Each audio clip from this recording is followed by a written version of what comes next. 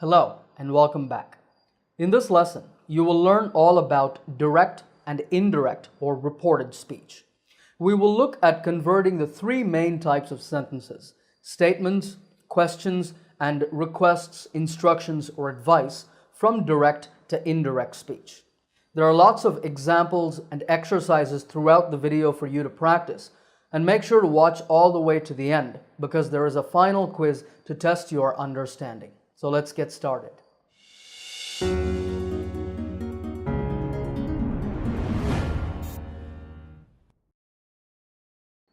So what do we mean by direct and indirect speech? Well, these are two ways of saying what someone else said in the past. For example, last weekend, some friends and I were planning to go see a movie. But one friend, Ben, couldn't join us. Ben said, "I have a dental appointment this evening," meaning he had to go to the dentist, so he couldn't come with us. Now here, I'm repeating Ben's words exactly or directly without making any changes. This is called direct speech. But we don't always repeat the other person's words exactly because the words are not important. The message is important. So we can say it like this instead. Ben said that he had a dental appointment that evening. This form is called indirect speech. It's also called reported speech because, like a news reporter, we are reporting that other person's words. Now, I want you to notice a couple of differences between the direct and indirect sentences.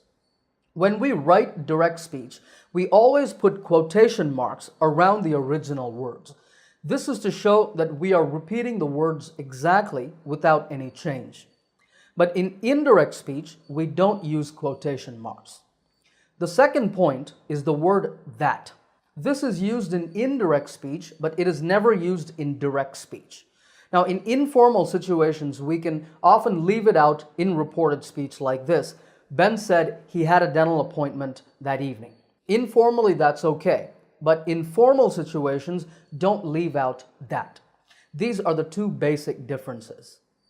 So now let's talk about how to convert a sentence from direct to indirect speech. There are three steps for doing this.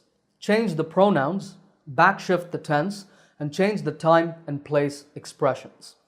In the example, you see that the pronoun I in direct speech has become he in the reported sentence. He refers to Ben. This is the first step. Next, the verb has changed from have to had. When Ben spoke, his words were in the present tense. But now when we report those words, we change them to the past tense. This is called backshifting. That is, shifting the tense back to the past. And we also see that this evening, which is a time expression, has become that evening. These are the three main changes that we make when converting a sentence from direct to indirect speech. All right, let's now practice doing these steps with an exercise. We're going to go through 15 sentences. Here's the first one. Sarah said, "I drink black coffee every morning." How would you change this to indirect speech? Stop the video and think about it, then play the video again and continue. The indirect speech sentence is, Sarah said that she drank black coffee every morning. I becomes she. That's step number one, change the pronouns. Drink, which is in the present simple tense, becomes drank, past simple. This is the second step, backshift the tense. There are no time or place expressions here, so we don't need step 3. Okay, let's move on to sentence number 2. Naveen said, "I am learning to play the guitar." How would you change this? Stop the video and try it. Naveen said that he was learning to play the guitar. I changes to he. Am learning, present continuous tense, changes to was learning, past continuous. Next sentence. My son is graduating next week, she said with great excitement. We see the reporting clause, she said with great excitement, at the end of the sentence. This is very common. So how would you change this? When we change a sentence to indirect speech, we almost always put that reporting clause at the beginning. She said with great excitement that. The words my son become her son. and we backshift the tense. So my son is graduating becomes her son was graduating, and next week is a time expression. We can either say the next week or the following week. So she said with great excitement that her son was graduating the next week or the following week. Number 4, I quit my job a week ago, he confessed to his wife. Confessed means that he admitted the truth to his wife. So how do we change it? He confessed to his wife that he had quit his job a week before. Notice that in the direct quote, the verb is already in the past simple tense, quit. When we backshift a past simple tense verb, it changes to the past perfect, had quit. And ago changes to before in indirect speech. That's just a rule. Okay, next sentence. Hema didn't come to work yesterday, the manager told me. Try to change it. The answer is, the manager told me that Hema hadn't come to work. Now, didn't come is a past simple tense negative, which changes to hadn't come, past perfect negative. Then we have yesterday, which becomes either the previous day or the day before. Both are correct. So the manager told me that Hema hadn't come to work the previous day or the day before. Sentence number 6 is a little challenging. The kid told his parents, I was watching TV and the power went out. How would you change it? The kid told his parents that he had been watching TV and the power had gone out. Was watching is a past continuous verb. It gets backshifted to a past perfect continuous verb, had been watching. And the power went out is past simple. It becomes the power had gone out. Next one. I have seen the movie 3 times already, I explained. Answer, I explained that I had seen the movie 3 times already. Have seen becomes had seen. So this means that if you have a present perfect verb, it changes to the past perfect when you backshift it. So what about this sentence? We have been waiting for over 2 hours, they complained. They complained that they had been waiting for over 2 hours. Have been waiting is a present perfect continuous verb. It gets backshifted to had been waiting, past perfect continuous. Number 9, I will pick you up at the airport tomorrow, he promised. He promised that he would pick me up at the airport the next or the following day. Here we see that the modal verb will has been changed to its past form, would. And tomorrow has become the next day or the following day. Both mean the same thing. Now, with the verb promise, you can also make the sentence like this. He promised to pick me up at the airport the following day. This is a special use of the verb promise, using to plus an infinitive verb. That's also correct. Okay, number 10. I would like to buy this necklace, she told the shop assistant. Here, the modal verb would is used. This is already a past form, and there's no way to backshift it. There's no past perfect for modal verbs. So we just say, she told the shop assistant that she would like to buy the or that necklace. We can change this necklace to the necklace or that necklace. Both are okay. Next sentence. The girl said, my brother and I are going to have pizza tonight. This one is a little tricky. We start with the girl said that, and then we have my brother and I. This becomes she and her brother. Only with I, we put the other person first. My brother and I, my friend and I, John and I, etc. But with other pronouns, we put the pronoun first, she and her brother. Are going to becomes were going to. Now, if we had am or is going to, we would change that to was going to. But here we have are, and that becomes were. Tonight becomes that night. So the girl said that she and her brother were going to have pizza that night. Next one, I can speak 4 languages, Chad boasted. Boast means to brag or talk proudly about yourself. Try to change this. The indirect speech sentence is, Chad boasted that he could speak 4 languages. Notice that can has become could. Sentence number 13. Shannon said, "We may go to Japan on vacation." The answer, Shannon said that they might go to Japan on vacation. We has become they. May has changed to might because that's the past form. Next sentence. His driving instructor told him, "You must obey traffic laws." The answer, his driving instructor told him that he must obey or he had to obey traffic laws. Must can either stay the same or you can say had to. But if you have mustn't in the sentence, then you have to say mustn't. For example, the police officer said, "You mustn't park here." The reported sentence is, the police officer said that I mustn't park there. So mustn't stays as mustn't. All right, here's the last sentence in this exercise. Her father said, "You should take your studies more seriously." Answer, her father said that she should take her studies more seriously. Should is already the past tense of shall, so we leave it unchanged. This is true of all the past tense modals. We saw would before. Similarly, we don't backshift could or might, we leave them as they are. Now before we move on, I want to point out a couple of things. First, about backshifting tenses. In some situations, when we go from direct to indirect speech, we don't backshift the tense. For example, let's say that at the workplace, I ask a colleague of mine, Tanya, to help me with something. But Tanya says, "I can't help you, sorry, I have a lot of work to do." If I want to convey this message to someone else immediately, then I might say, Tanya says she can't help me because she has a lot of work to do. Notice that the reporting verb is in the present tense, says, and the other verbs in the sentence also stay in the present, can't help and has. This is because I am reporting her words immediately.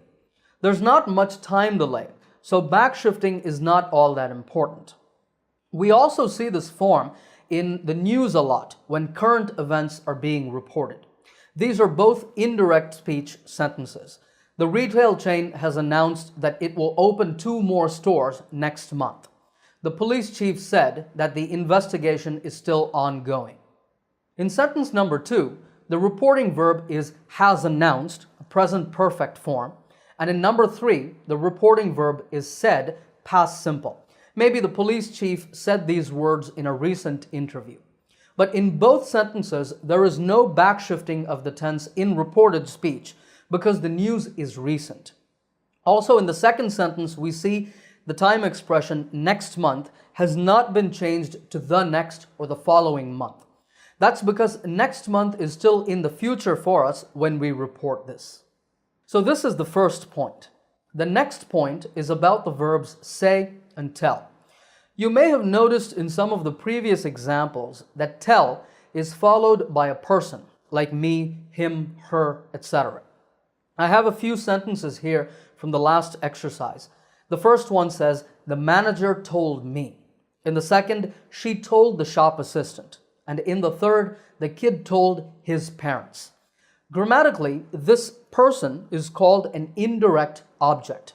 The rule is that the verb tell must take an indirect object, that is, some person. So if you remove that indirect object, it's grammatically incorrect. Now the verb say is the opposite of this. Say must not take an indirect object. In all of these examples, we can use say, but then we have to remove the indirect object. In fact, many English learners make the common mistake of putting an indirect object after say, like said me or said him. That's wrong, and you should avoid it. In some situations, you might see this form. The manager said to me, she said to the shop assistant, the kid said to his parents, etc. This is grammatically correct, but it's not very common. I'm showing it to you so that you are aware of it, but if you need to include an indirect object, use tell. If you don't need an indirect object, use say. All right, let's now move on and talk about changing questions from direct to indirect speech. Here's an example. What do you want? She asked me. That's the direct speech question. In indirect or reported speech, this becomes, She asked me what I wanted. The first thing to notice here is that we've used the reporting verb ask and not say or tell. Second, just like in statements, we've changed the pronoun from you to I, and we've backshifted the tense. Want has become wanted. This sentence has no time or place expressions, but if there are any in a question, then we change those too. But there's another important change we've made here, the word order. When going from direct to indirect speech, we've kept the question word what, but we've removed the auxiliary verb do. Then you becomes I and want becomes wanted. So what we have here is not a question form, but a statement, I wanted. This has the same order as a past simple tense statement. And for that reason, we don't put a question mark at the end of a reported question. Notice that there is only a period or a full stop at the end. If you put a question mark after an indirect question, that's wrong. Okay, next example. He asked, where did Salman go yesterday? Let's convert this. We keep the question word where. So he asked where. Now, the direct speech question is in the past simple tense. This needs to get backshifted to the past perfect, and we need to put it in statement form. So he asked where Salman had gone the day before or the previous day. Both are okay. I'd like you to notice something with the verb ask. In the first example, we saw she asked me, and in this example, just he asked with no object. Both of these are correct because the verb ask can be used with or without an object. Just keep that in mind. All right, here's one more question, but you'll notice that there's something different about it. Do you like coffee? She asked. What's different? Well, there's no question word like what, where, why, etc. So this is a yes or no question. How do we change this to reported speech? The process is almost the same. We start with the reporting verb, she asked, and now, because we don't have a question word, we use either if or whether. I'm going to use if here, and then we just put the rest of the sentence in the form of a statement and we backshift the tense. She asked if I liked coffee. Again, no question mark. Okay, let's do an exercise now to practice changing questions from direct to indirect speech. We will go through 9 sentences. Here's the first one. He asked her, why is the baby crying? How would you change this to indirect speech? First, he asked her why. Now we need to convert the question into a statement form.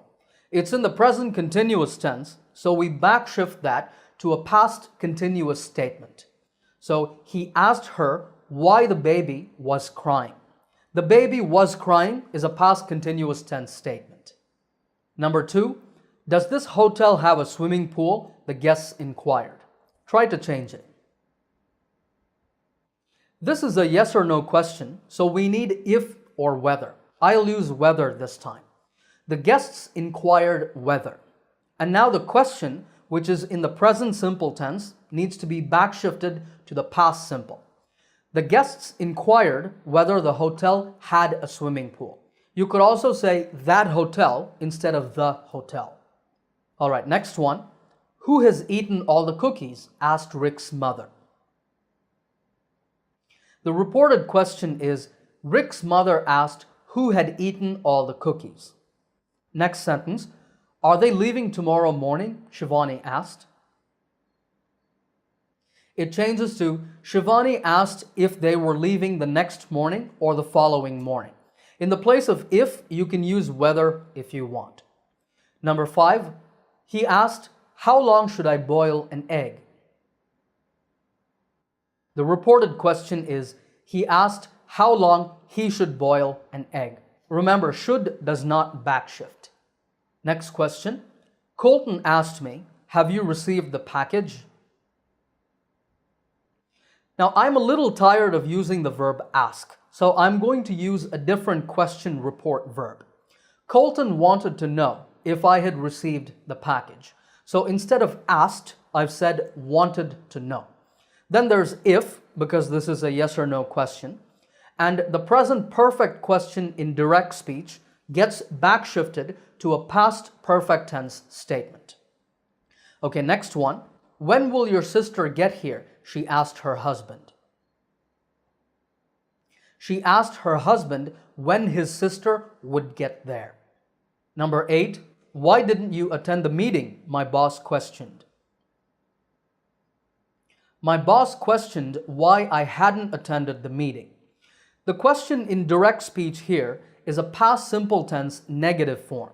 We backshift it to a past perfect negative statement.